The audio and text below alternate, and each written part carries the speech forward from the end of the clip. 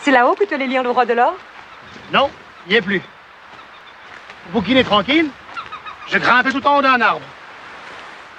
Je vais te montrer.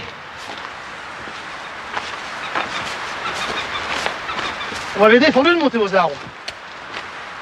Alors comme on avait confiance en moi, on avait tort. On n'avait pas l'idée d'aller me chercher là-haut.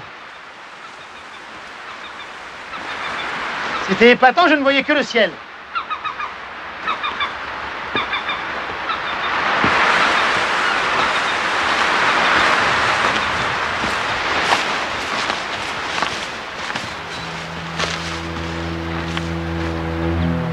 Ici, j'étais sûr qu'il y avait un coffre enterré avec un trésor.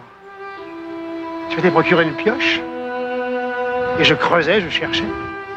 J'y passais des journées. J'entendais tout le temps parler d'un oncle, un frère de ma grand-mère qui était parti en Amérique.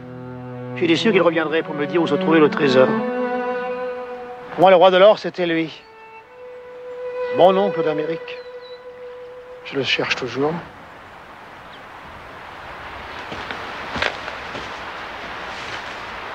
Tu as 5 ans. Mais le trésor existe, c'est prouvé.